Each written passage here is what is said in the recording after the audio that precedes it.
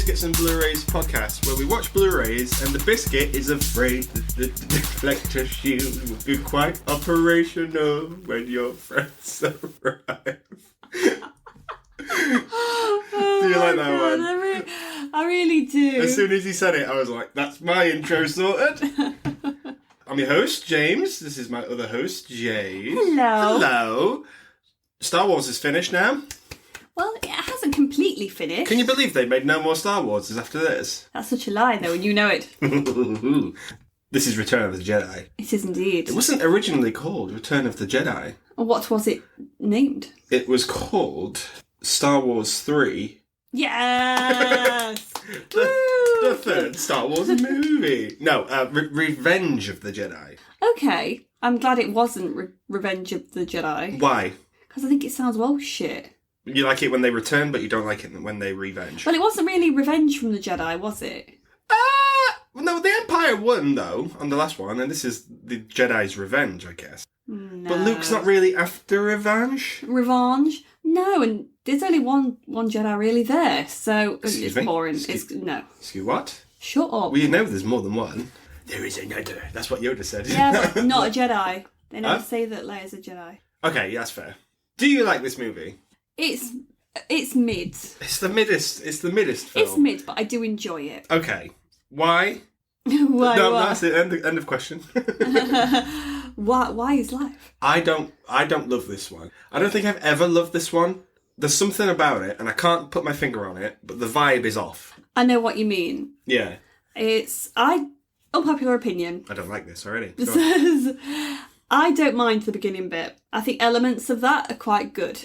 The Jabba... The Jabba stuff, We're back yeah. on Tatooine. Okay, yeah. Not all of it, don't get me wrong, but I think as the opening goes, there is action in there, and I'm genuinely interested about what's happening to these characters. When was the action? Action in the wormhole. Oh, the Rancor and stuff. Yeah. Okay. That's fair. I think the Jabba stuff weighs this film down. Because I think, honestly, most of it is filler. The film's filler, though. I think you get the Jabba stuff, and then it just goes down. We get a bit of Yoda, and then we go down. To be honest, I completely switched off halfway through there. Okay. The film starts with them back on, they're building another Death Star, which I always assumed that the Death Star was fully operational when... Stop that! Was in Empire, and it's not. It appears in this one. It's sort of in the meantime, the Empire has been like, let's build that again. Because that blew up the first time. Yeah, you'd think as well they'd sort out the problem from the first time around. Exactly. It's a bit different this time. Yes. The lessons have been learnt, but still, they've just moved it. Yeah, why even have a kill switch in something like that? Stop building it with a kill switch. Why? I don't know. But that's what the Empire are up to. Mm-hmm. The space letters in the sky told us that that's what the Empire have done. I googled it. I was always unsure about how many years had passed since Empire. Some sources say 5 years. Other sources say 3 years, but I think that's because there's a 3-year gap between each film. Mm-hmm. And most sources say 10. Yeah. Which would you like to believe? I'd prefer to think 3. However, I don't know. It's hard because I can't imagine that it would have taken the Death Star 10 years to build. Mm-hmm. And then it's also massive, so it might have done. Yeah, there's a lot of space workers, I guess. Yeah. Yeah, but it's hard to get a patio made in 10 years. So, like... Depends who's building it for. Yeah, exactly, yeah. So, I imagine it's not an accurate representation of stuff being built. No. You say that, though. I remember being on holiday once and watching a hotel being built across the road from me. They chucked up two whole floors of that within 2 days. I was my flabber was gasted. I was like, what the hell is that? Please never say that again. I don't care what your flabber was doing. Was it gasted? Okay. So, yeah, we're back on Tatooine because everyone loves Tatooine. Everyone's favourite dust planet. It's not dust, it's sand. Everyone's favourite. It's coarse and it gets everywhere. Everyone's favourite. I hate Tatooine. I hate that it always comes back to a stupid sand planet. Why is this? I think it's because Star Wars is heavily inspired by Dune. Yes. So, methinks that's what it is. I wouldn't be surprised. No. But also, maybe they just want a holiday and want to film in the desert for a little bit. They're like, Tunisia's nice. Let's have a good time. Yeah. I don't like how this starts with 3PO and R2-D2 carrying the film for maybe 20 minutes until Leia shows up. And even then, she's not carrying it for long. No. Bad times. Yeah, it happens a few times in this film where the main characters take a back seat to droids or to puppets or to other random characters. That's not what I'm here for. I'm here to see the actors from the previous 2 films that I'm really getting behind and I really like do their thing. And instead I've got to see that fucking gold robot that I absolutely despise. Here at Biscuits and Blurays, we really hate, with a passion, C-3PO. Sorry guys for all of you that really love him, but for me, absolutely not. He's a drain on every resource in Star Wars. He's sassy and ungrateful and I just do not like him. He is ungrateful. Yeah. Turn him off. Have him done with. Anyway. I was going to say point. This feels like the prequels feel in terms that they're selling merchandise. Yeah. It feels like they're leaning into that a bit more. Oh, massively. You can tell that the first film's done well. It surprised them. They weren't too sure about Empire. This one, they're like, it's the third one. We know we're going to sell loads of shit. Go on. Yeah. Ewoks, let's sell some dolls. Alec Guinness needs a new MOT on his car. Yeah. Yeah, let's get some toys out. And this is a problem I have with Star Wars in general. Not everyone needs an action figure. And also, while we're on that subject, not everyone needs a fucking backstory. Who gets a backstory here? Every one of those characters in Jabba's lair. Oh, okay. Well, to be fair, you did make most of those up. No, I didn't. Salacious Crumb. Salacious Crumb's my boy. He's great. I would like... Okay, first of all, do you like that Jabba is now a slug?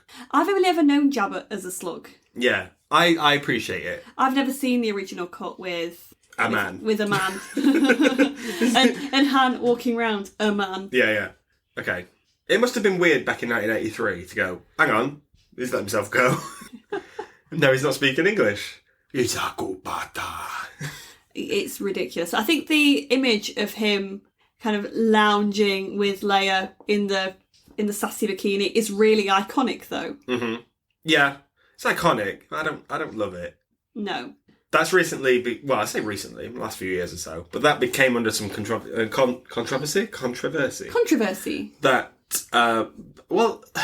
it used to be called the Slave Leia costume. Mm-hmm. It is now no longer called Slave Leia costume. Okay. I don't know what it is called, but they've scrapped that S word. Mm-hmm. Probably a smart move, but everyone knows it as that. Yeah. Because Princess Leia in the gold bikini. Yeah. Which, it was referenced in that episode of Friends that time. Mm-hmm. Yeah, when Ross is yeah. That's his little fantasy. Yeah. I don't like that, but sure, why not? I think she's iconic in it. I think she just looks so beautiful. Oh, she owns it, absolutely. But Carrie Fisher owns the room wherever she is. So. She does, yeah. Yeah, absolutely. I love the puppets here. Mm-hmm. I love puppetry. You know me. I do. I'm a sucker for a puppet. Quite like a Muppet. Good times. But yeah, the puppetry is on point on this one. There's so much work that went into that particular segment. Whoever designed all that, was it Mr. Henson? Did he design all the puppets? Methinks it might be Henson.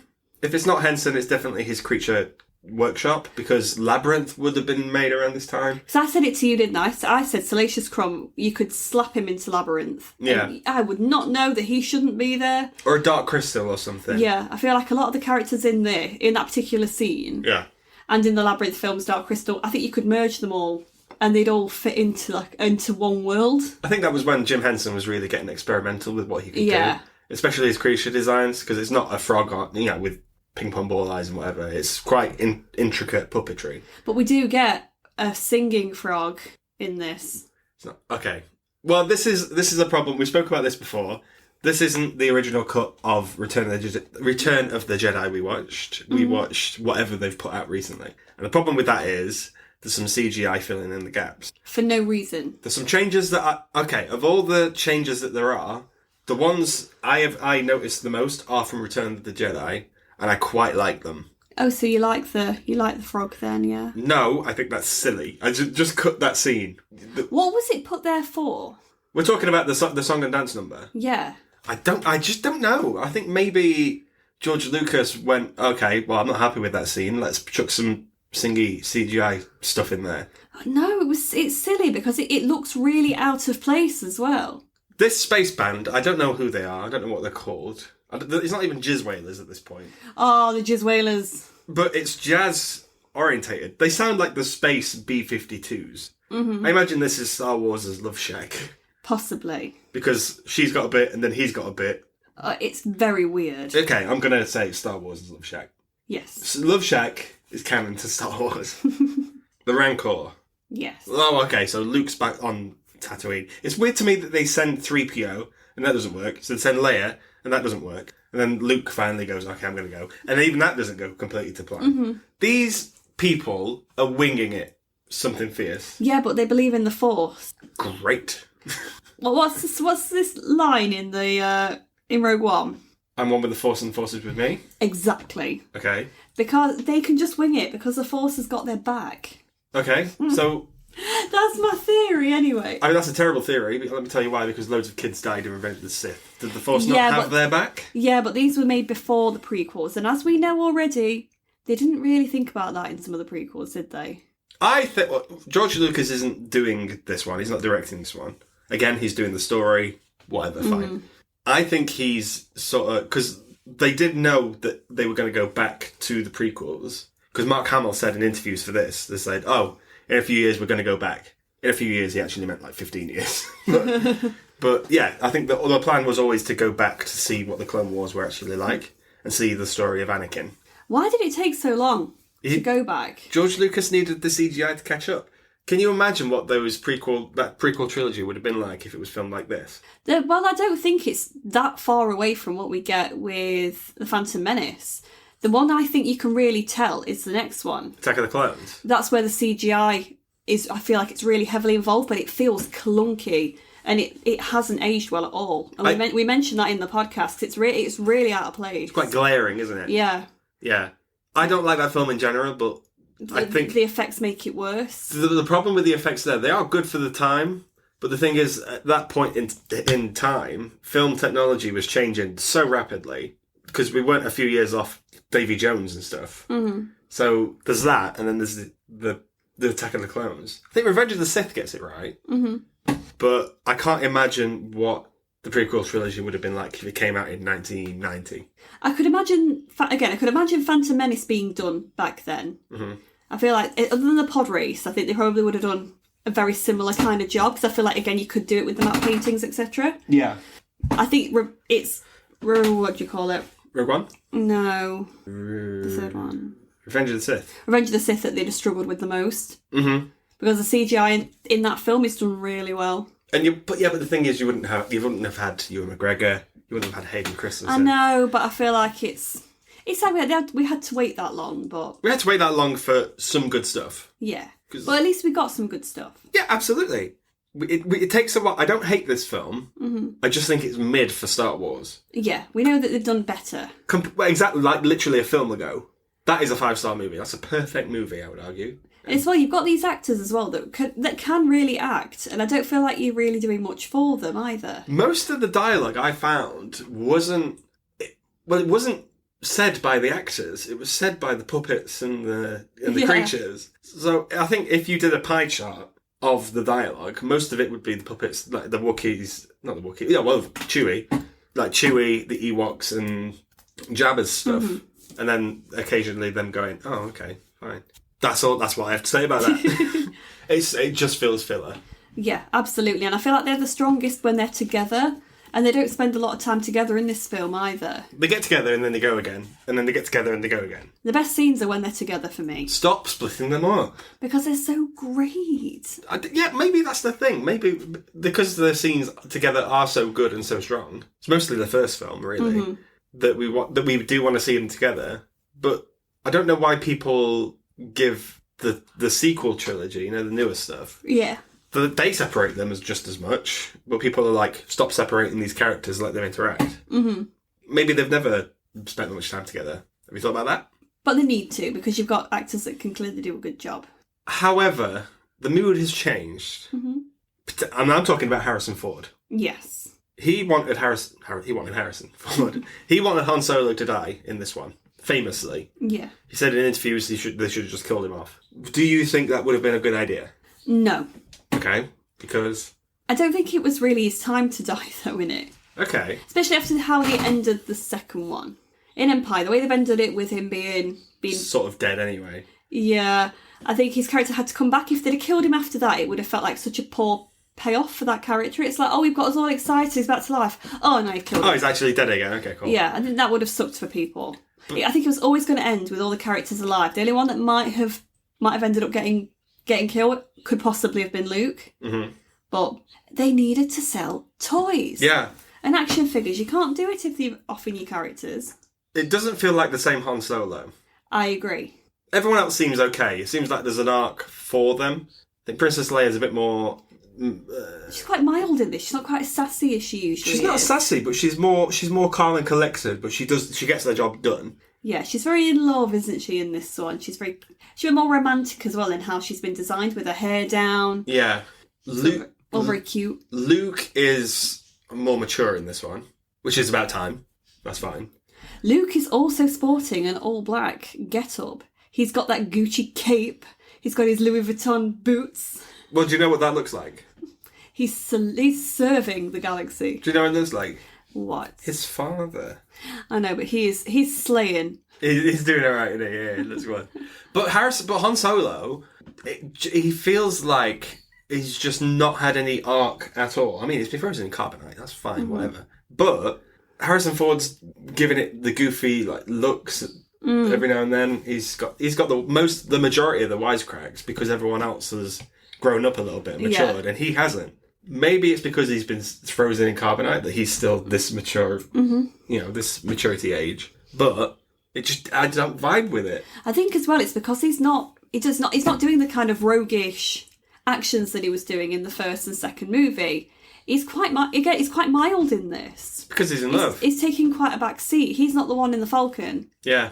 Doing all the dogfights and stuff like that. There's another character doing all that, doing the sassy quips. I'm more invested in what Lando's doing. Oh, okay. Than what Han's doing with his sad-looking gilet, being a bit sassy in a forest. It just doesn't fit. We need to ban that gilet. I'm glad there's no more films where he's wearing that fucking gilet. I don't think he gets a jacket, doesn't he? He's got a jacket in Force Awakens, but when he comes back in Rise of Skywalker, is he wearing the gilet or is he wearing the jacket? Let's not think about that film for now. We'll get there. We'll cross that bridge when we come to it. Sure. Puppetry, the matte paintings. I think if we did a shot every time there was a matte painting on the screen, this podcast would be a write-off. Yeah. I would argue that this podcast might be a write-off anyway. Maybe. But fine. But I love it. Love it so much. It's the best looking. No, it's not. It's the second best looking of this trilogy. What's the first best looking? It's Empire. They knocked it out of the park.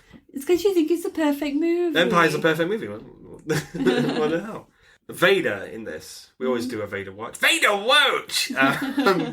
He's not the big bad in this. He isn't, no. And I found him boring. It's really weird as well because he wasn't the big bad necessarily in the first film either. Yeah. And then they really gave him a bit more power in the second one just to go, oh no, you'll play second fiddle again in this film. You'll be the Emperor's bitch. And I don't find the Emperor interesting. Do you not? Not really. Even if you hadn't seen the prequels, do you not find them interesting? No. So you don't like... The guy that always used to freak me out in this film was the guy in the beginning with that stuff around his head. What's his name? The Wonga. Him. Yeah. I think he was terrifying. Okay. There's some good creature designs here, and it's good for the lore. I appreciate that they have to sell toys. Everyone's got a toy. The Rancor Keeper's got a fucking toy. I don't get it. We've got it. I've got it right here. It's life-size, balding, fat man, Rancor boy. No, that's silly. But it's weird to me that I don't know any other fan base like it. To go, every character on that screen. If you take a screenshot of Jabba's palace and give it to a Star Wars fan who literally knows everything. We are not that people, by the way.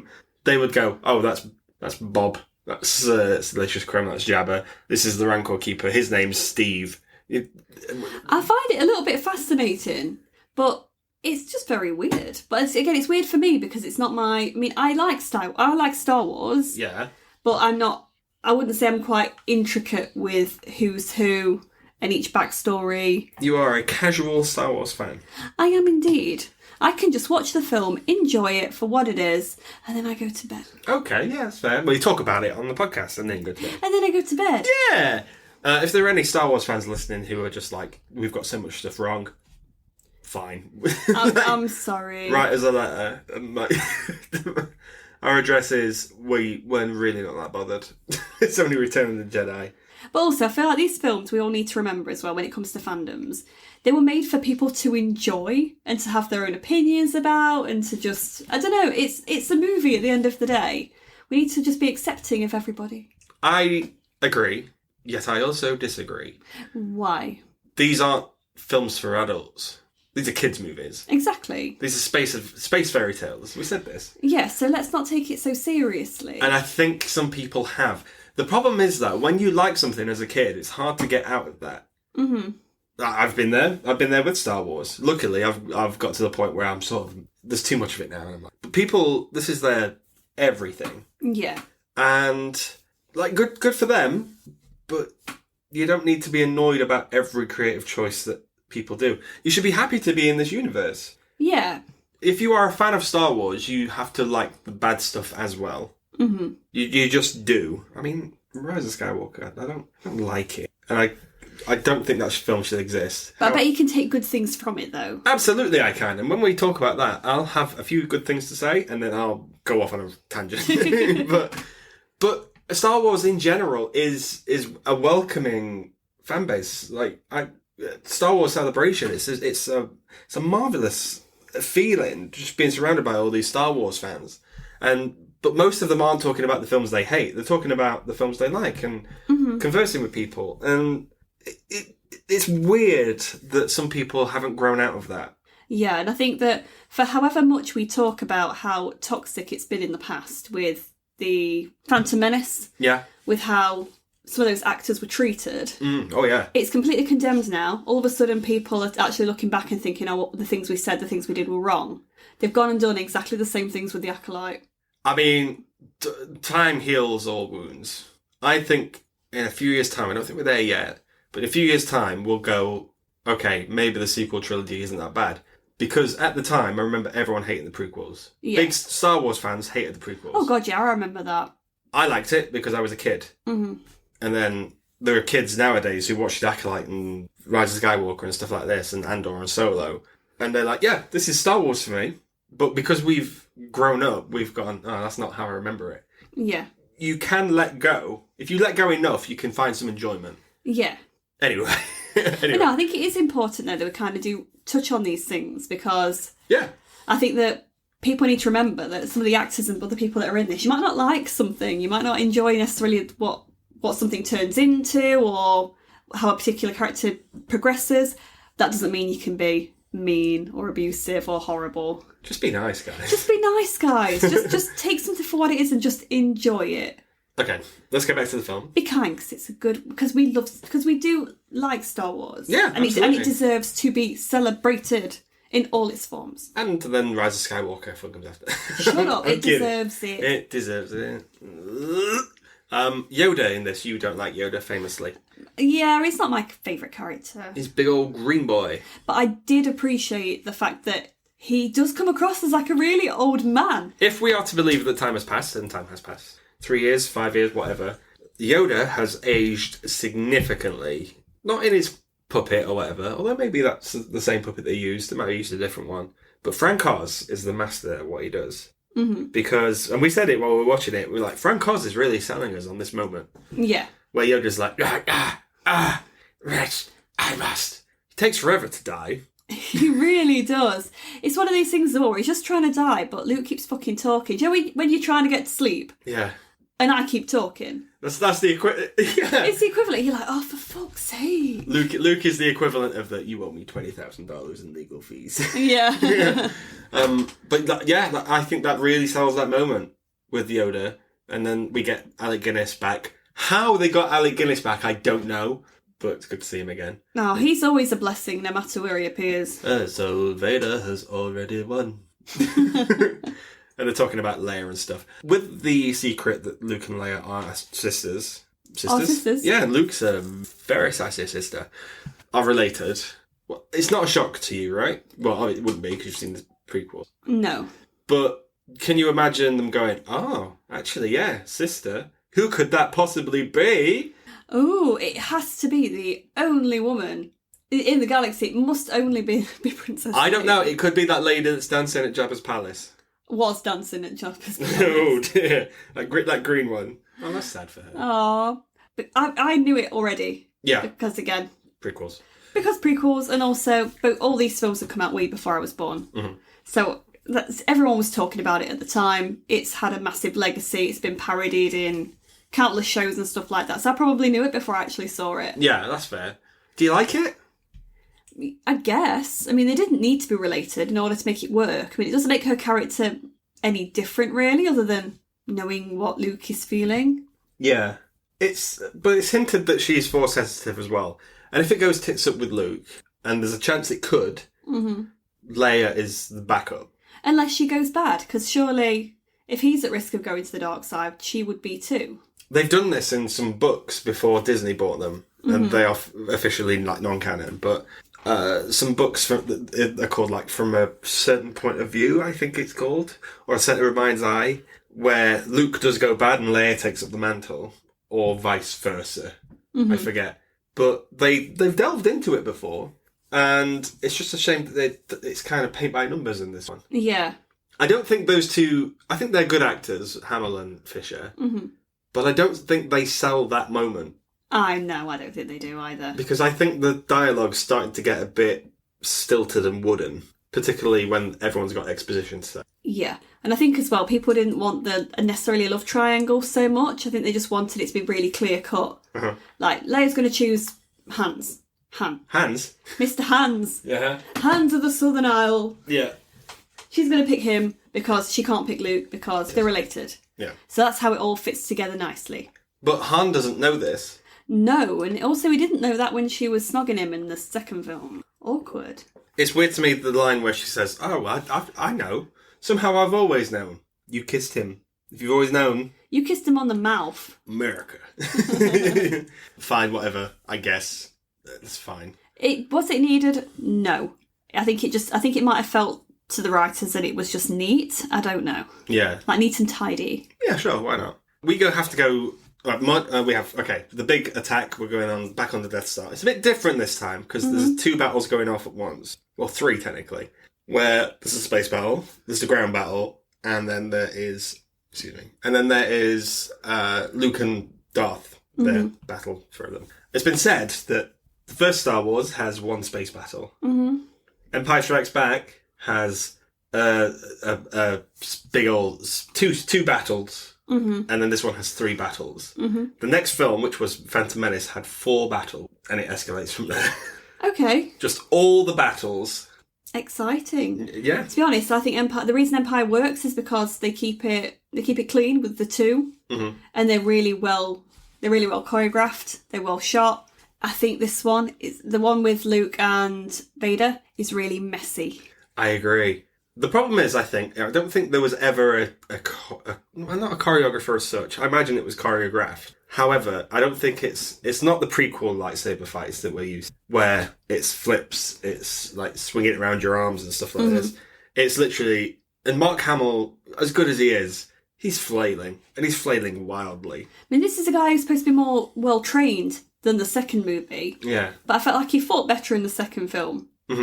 It's very weird. He looks like he's at a picnic and he's trying to bat a wasp away. Yeah. Like, get away from my sandwiches. I'm doing what I can. get away from me. Oh, with one of those like tennis racket fly swatters. Yeah. I try to catch it. Yeah. I just think maybe 5 more minutes on that would have been great. Yeah, so do you want to reshoot that again, guys? Yeah. What I do like though, and I love it so much, is the big space battle at the end. Okay, I thought you was going to say the Ewoks. Oh, okay. We'll get to those in a minute. But the space battle at the end, I think, is the pinnacle of the space battles that we've had. Do you think we're missing Han Solo in that, though? We are missing Han Solo in the Millennium Falcon. I think that is sad that we don't have him. However, if I'm to pass it to anyone, I want it to be Billy D. Williams. I do. I really like him. However, I feel like if you've got these 3 battles, why not have one of each of your 3 heroes in each battle? Oh, so Leia's leading the ground troops, Han's in space because that's where he's strong, and then Luke's. That makes sense. Why not have Hans and Lando doing it together? That could have been so cool because they could have been quipping off of each other. Yeah. Very Star-Lord. Oh yeah. That could have been really interesting. I would have liked to have seen that. Actually, that was. I imagine that would be quite good if Han's in the pilot seat and then Lando is wanting to be in the pilot seat, and they're like the stakes are high, but those two are just like, we want the Falcon. Yeah, bickering like little girls because obviously they have that prior relationship too. Yeah. So I think that could have been really interesting, and we'd have seen more of the character that we're used to with him. Yeah. Yeah. Do you know, I'm going to go write that scene. Okay, well, travel back in time to 1980 and just give George Lucas... Should I go pitch it to him? Yeah, sure. We do land on the forest moon of Endor, and that is one of my favourite Star Wars planets. I absolutely love it. Is it because it looks like Centre Park? I think it looks like Sherwood Forest, yeah, absolutely. We are from Nottingham. That is a local reference. If you don't know, if you're listening in the States, Sherwood Forest is where Robin Hood potentially lived. Or you may have seen the sexy Fox Disney version. I mean, yeah. And the not so sexy Kevin Costner version. Forest Moon of Endor, love it, absolutely. What I don't like in this film, and what I don't like in... Well, okay, let's go back to 1999, where people have seen Star Wars Phantom Menace, and they've gone, the Gungans, don't like them, can't stand them. Then they have the counter-argument where it's like, okay, what about the Ewoks? Did you like those? And they go, well, that's different. It's the same. How? These are cuddly teddy bears who are just there for, well, really the comic relief. They're doing their bit, but they are the comic relief. The Gungans are the same. I don't find the Gungans funny, though. I don't find these funny either. I think it's because they're a bit cute and cuddly. Mm-hmm. So why do people hate the Gungans? Because they're not cute and cuddly. They're a bit disgusting looking. Okay, a bit slimy, I imagine. It's a bit like spiders. Okay. Actually, no, wrong analogy. It's a bit like butterflies and moths. Yeah, okay. People really like... I mean, they're the same thing, really, aren't they? Mm-hmm. Let's think about it. They're big old dusty things. Well, they're both just flying insects. They're beautiful. Yeah. One's a sunshine one, one's a bit of a goth one. People are... Where are you? So, yeah, people just don't seem to like moths for some reason. Did you say goths? No, I said moth. People don't like moths for some reason. I don't understand, but I think it's the same thing because they're not quite as sightly. Mm-hmm. And also Jar Jar fucking annoying. Jar Jar's annoying, but I appreciate the grind. No, I can understand why people don't like the Gungans. Yeah, but I don't get why people like the Ewoks. Do you think it's as well... Were the Gungans CGI? Yes. Do you think that could be playing a part into it? Potentially, yes. Because I think it's a bit different with the Ewoks. They almost look like, they could have come out of a Labyrinth film. Oh, yeah, or something like that. It comes across as very Muppets. People like that, maybe. Mm-hmm. I mean, I think the costume is really cute. It's good puppetry. On that one in particular that Warwick Davis plays. Hello, Warwick Davis, in your first movie. First appearance on the podcast, but no, that's probably not true. He's in everything. Yes, his first film... But when it's blinking, I think the blinking was CGI after the fact. But it's tongue going and stuff. Yeah. And they can move quite well in those suits. Mm-hmm. But I just don't understand how the Empire, as good as it is, and apparently, is taken down by fucking bears. By teddy bears. That will always be silly. Yeah. But is this not Star Wars leaning into, okay, we need more merch? We can sell teddy bears now. Or maybe it's one or two things, because surely they also would have picked that planet thinking that its native life isn't a threat to them. Mm-hmm. And actually, it's like, no matter, even if with them being considered not a threat, but actually, they'll fuck you up. The real threat is man. Dun, dun, dun. So it could be cool. I mean, sure, there's an analogy in there. I don't like them. I do like the speeder chase. Mm-hmm. Are you a fan of that? Yeah. I think it's clunky effects, though, with it. It's 1983. I don't care. I still didn't really care for it. Okay. I don't think it grips you as much as some of the space chases we've had.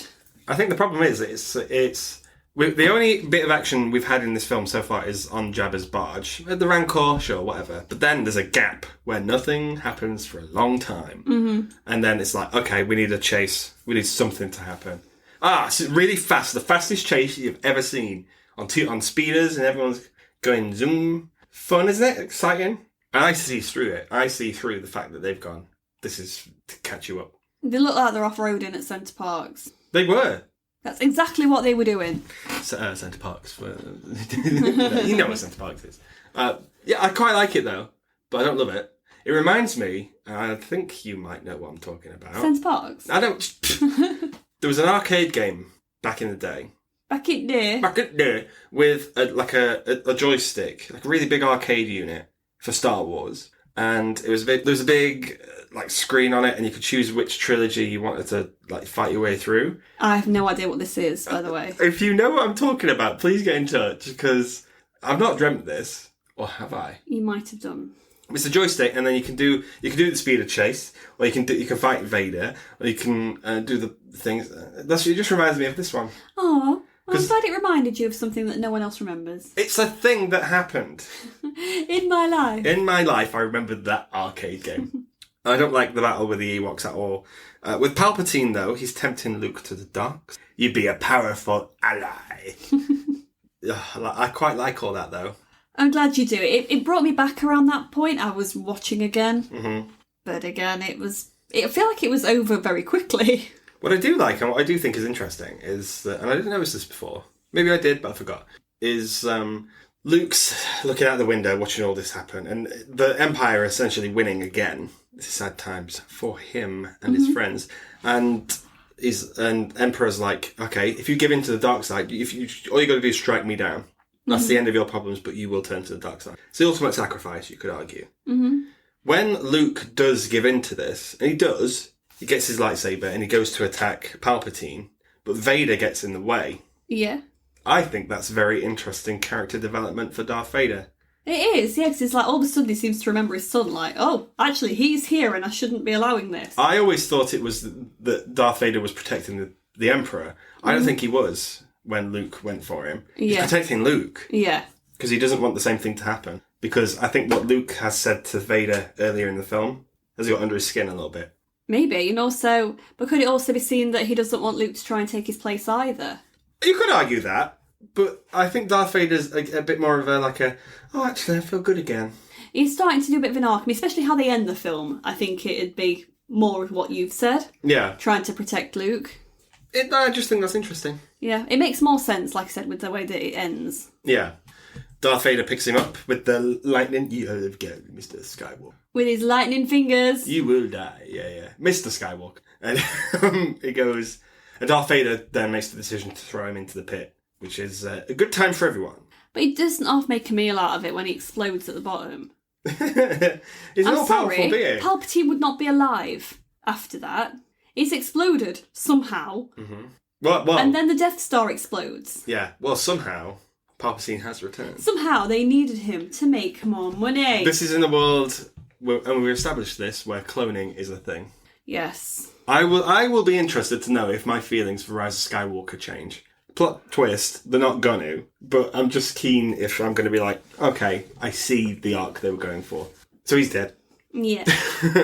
And Darth Vader's doing that breathing sound effect where he's like, okay, he's not got much longer left. Yeah, it's the movie Death Breathing. Yeah. It's the essential coughing into the handkerchief and then looking into it. Yeah. Yeah. I like that for them though. I think those two, whoever is in the suit, They have a bit of a moment, don't they? It's quite nice. Yeah, it's quite good. I think Hamill sells that. Yeah. Because Hamill, who is not looking as sexy in this film, can we just say? He's mature now. He's a big boy. Yeah, but I feel like the hair's not working for him. It's just no. You like a sweaty Hamill. A sweaty Hamill is how we all like it. Okay, good. I'm glad you think that. So Death Star gets destroyed. It wasn't Lando or anyone. I don't think the guy who got the credit gets the credit for this. It should have been Wedge Antilles. He's a guy I know. Yeah. But, Death Star's destroyed. Empire's essentially over for a while. Good times? Can we also just say, because we've not mentioned it, another character at the beginning of this was also over. R.I.P. Boba Fett. Okay. We've spoken about Boba Fett before, and it's going to go down as one of our famous rants on this one. It goes down... Okay, well, first of all, he doesn't say anything in this one. Mm-hmm. Which is good. And then he just stands there. If he threatens to get his gun out a few times, then he gives Leia a nod when she's in disguise. But then he goes onto the barge, and he doesn't do anything, and he completely fucks it. This is his big moment.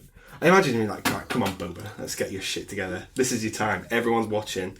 He jetpacks and then he fucks it off. Yeah, your gun's cutting off, and then he wraps him, and then that's cutting off, and he's like, and you see him on the ground like, oh, what am I doing?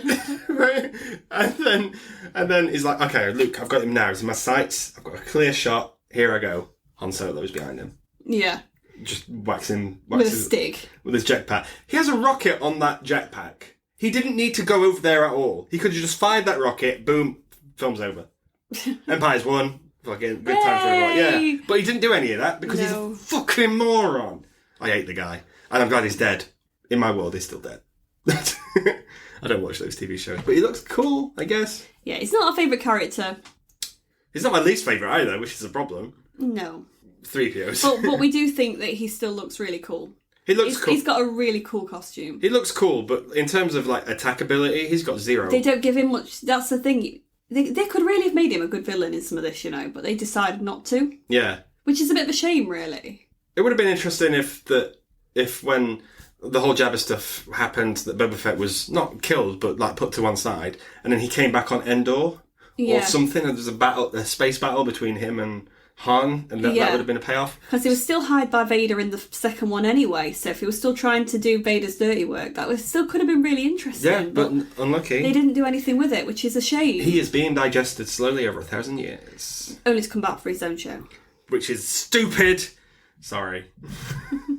And then, everyone's happy. Because the film is what it is now, we get shots of Naboo and Coruscant and Tatooine in the big old celebration at the end. And we also get a different song. I told you about this. Do you appreciate the change of song? Absolutely. I mean, I have seen it with the original song. You've seen it with Yub Nub? I'm pretty sure I have, yeah. We should re-release the Yub Nub cut. But I feel like it was a good decision to... redo that. Yeah. I don't know, maybe that was John Williams going, I don't like Yub Nub anymore. I'm not proud of Yub Nub. I'm not surprised. Yeah. I feel like this hits a lot more, but it's weird because I feel like it sounds out of place a little bit, though. I think it still sounds very Lord of the Ringsy. A little bit, yeah. Sounds a bit more Lion King-esque. Yeah. But it's good. And if you go into this believing that there's no more films, which people had to do for a while, do you think this is a thrilling conclusion? It ends quite quickly. It's like, here's everyone celebrating. The end. Yeah. Directed by Richard Marquand. Yeah. Like, bye. But they all have quite an abrupt ending. Yeah. I think Empire less so. I think the other ones do. Yeah. Yeah. Better than Space Jam? No, I think it's mid. It sits next to it. Yeah, I agree. I don't think it's better than Space Jam. I think it's equal to Space Jam at best. Yeah. But the space stuff's good. And the space is good, but it doesn't Space Jam. There's so much I dislike about this film that it weighs it down. Mm-hmm. And I can't get over the fact that there's Boba Fett, there's all this Jabba shit, the Ewoks are in there, and then there's just not much action. Mm-hmm. The action we do get is good. Yeah. And I appreciate. But Han Solo is not the same Han Solo we got in Empire. And the problem is, I know it's going to carry on. Yeah, I mean, to be fair, if this was it and it stopped here, is it a thrilling end to the story? No. But does it feel satisfying? Well, all the characters are all right. I'll accept it at the end. It doesn't feel like the prequel trilogy. Mm-hmm. They have a very thrilling conclusion to that trilogy. Yeah. That pays off something fierce. Mm-hmm. This one just doesn't go. It goes out with a fizzle, then it doesn't with a bang. Yeah. That's all I have to say about that. Return of the Jedi. As good as Space Jam. Let us know what you think. People will argue that it's a good film. I thought you liked it more than you do. I remembered liking it more than I did, because I used to catch it on TV more often than not, this one, but watching it this time around, I actually thought, no, I don't think I do quite like it as much, especially because I've rewatched Empire. Yeah. And I thought, no, I preferred that one. Yeah, that's fair, yeah. I don't think I've ever liked it, but here I am. It sits right in the middle for me. Yeah, it sits in the mid, and you know what? That's fine. That's fine, yeah. Let us know what you think, though, guys. We'll be happy to know what you think. It's Back to the Future next week. Ooh. Are you excited to revisit Back to the Future? Because we watched it recently. Wait. I love Back to the Future. It's always welcome. Absolutely. I'm glad we're doing it. But we're not doing the other two, because we are who we are. But yes, see you next week, guys. Thank you for tuning in. We've got daily polls now happening of things are better than Space Jam, and I'm going to stick to it. We'll see. We're going to stick to it. I think I'm doing well so far. Are you 2 days in? Fingers crossed. Yeah, Keep it up. Doing all right. Okay, cheers, guys. Bye. Bye bye.